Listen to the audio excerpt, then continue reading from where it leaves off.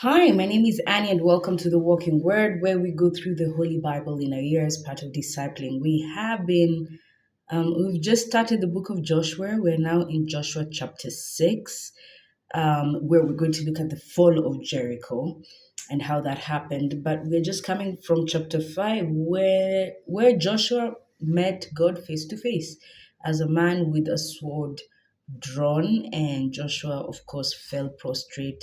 And this man, who we know is God, claims he is the captain of the hosts of the Lord. Now we're moving to Joshua chapter 6, the fall of Jericho.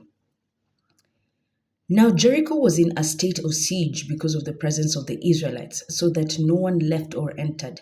And to Joshua the Lord said, I have delivered Jericho and its king into your power. Have all the soldiers circle the city, marching once around it. Do this for 6 days, with 7 priests carrying ram's horns ahead of the ark. On the seventh day, march around the city 7 times and have the priests blow the horns. When they give a long blast on the ram's horns, and you hear that signal, when you hear that signal, when you get my cue, all the people shall then shout aloud. The wall of the city will collapse, and they will be able to make a frontal attack. Summoning the priests, Joshua son of Nun then ordered them to take up the Ark of the Covenant, with 7 of the priests carrying the ram's horn in front of the Ark of the Lord. And he ordered the people to proceed in a circle around the city, with the picked troops marching ahead of the Ark of the Lord. With the hand-picked troops. So not just everyone. There are some who are always selected. Not everyone. Some are normally selected. Okay? Where we are in, verse 7. And he ordered the people to proceed in a round circle around the city, with the picked troops, the selected guys, marching ahead of the ark of the Lord. At this order they proceeded, with the 7 priests who carried the ram's horns before the Lord, blowing their horn, and the ark of the covenant of the Lord following them. In front of the priests, with the horns matched with the picked troops, the rear guard followed the ark, and the blowing of horns was kept up continually as they marched. But the people had been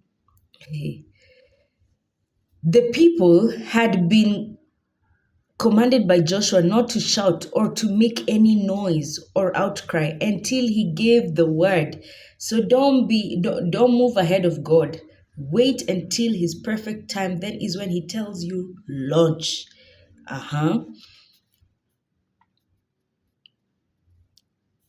Until he gave the word. So don't make any moves until I tell you to. Only then were they to shout. So he had the ark of the Lord circle the city, going once around it. After which they had turned. Verse 9.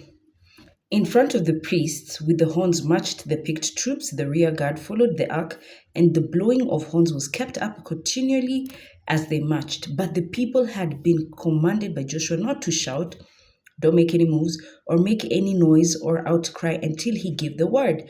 Only then were they to shout. So he had the ark of the Lord circle the city, going once around it, after which they returned to camp for the night. Okay, so day one, let's just go round. No shouting, no nothing. We come back into the camp. Early the next morning, Joshua had the priests take up the ark of the Lord. The 7 priests bearing the ram's horns marched in front of the ark of the Lord, blowing their horns. Ahead of these marched the picked troops, while the rear guard followed the ark of the Lord, and blowing of the horns was kept up continually. On the second day, they marched around the city once before returning to camp, and for 6 days in all they did the same thing. 6 days, we're just going round the walls of Jericho. We are blowing the ram's horn, but no noise at all. That's it. That's all. Then we go back to camp and sleep. On the seventh day, beginning at daybreak, they marched around the city 7 times in the same manner. The first time, remember, they were just going once, stop, rounds, stop. This time they went round 7 times. The seventh time round, the priest blew the horns, and Joshua said to the people, "Now shout, for the Lord has given you this city and everything in it. It is under the Lord's ban." Under the Lord's ban. What is a ban? A ban is where we put harvest. Yeah, we've harvested wheat, we've harvested maize, we've harvested grains, whatever. We put our grains in it. And God is now saying, it is the Lord's ban. This is the Lord's harvest for you.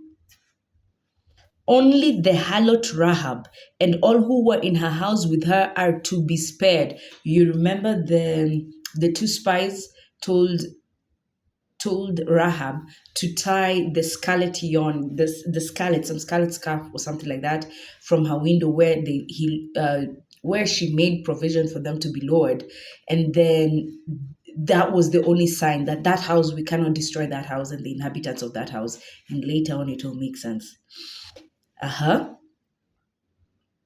Where are we? On the seventh day, yeah, beginning at the same time. Only the harlot Rahab and all who are in her house with her are to be spared, because she hid the messengers we had sent. But be careful not to take in your greed anything that is under the burn, under the Lord's harvest for you, else you will bring upon the camp of Israel this burn and the misery of it. All silver and gold and all the articles of bronze or iron are sacred to the Lord. They shall be put in the treasury of the Lord. So even as you take over these guys, note that everything you find there doesn't belong to you. It belongs to the Lord. It is the Lord's barn. It is the Lord's harvest. Okay.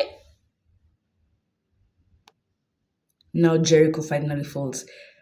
Verse 20, as the horns blew, the people began to shout. La, la, la, la, la. When they heard the signal horn, they raised a tremendous shout. The wall collapsed, and the people stormed the city in a frontal attack and took it. They observed the ban by putting to the sword all living creatures in the city, men, women, young and old, as well as oxen, sheep, and asses. Joshua directed 2 men who had spied out the land, go into the harlot's house and bring out the woman with all her kin, as you swore to her you would. The spies entered and brought out Rahab with her father, her mother, her brothers, and all her kin, her entire family. They led forth and placed them outside the camp of Israel. The city itself they burned up, all that was in it, except the silver, gold, and the articles of bronze and iron, which were placed in the treasury of the house of the Lord, because Rahab the harlot had hidden the messengers whom Joshua had sent to scout Jericho. Joshua spared her and her family and all her kin, who continue in the midst of Israel to this day. On that occasion, Joshua imposed the oath, cast before the Lord the man who attempts to rebuild this city, Jericho. He shall lose his firstborn when he lays its foundation, and he shall lose his youngest son when he sets up its gates. Aye. When he sets up its gates. And understand that gates in the spiritual realm mean portal entryways and agreements. That's what gates represent. Sometimes it's gates, sometimes it's doors, but nonetheless, even sometimes windows. But and a house generally means it represents a human being. So that's why when you hear the gates, like Psalm 24, open up ye gates, open up ye ancient doors, and let the King of Glory come in. Open up your life. Open up those stubborn, ancient doors, those stubborn things that are happening into your life. Give access to God to manage them, to handle them on your behalf. Where were we? Verse 26, yeah. Um, Whoever tries to rebuild, and Joshua is cursing the person who will ever try to rebuild Jericho. Verse 27. Thus the Lord was with Joshua, so that his fame spread out through the land. His fame meaning everyone who, finally found out who brought Jericho down. It is the name of Joshua that preceded him and the God that he serves. And just to recap here about Rahab, Rahab features in the lineage of Christ. It is through her lineage that Christ came. And that's why she lived amongst the Israelites ever that day. For her and her household were saved. So when you actually think it is, protection of Rahab, no. It is actually the preservation of Christ. We continue in chapter 7, the defeat of Ai.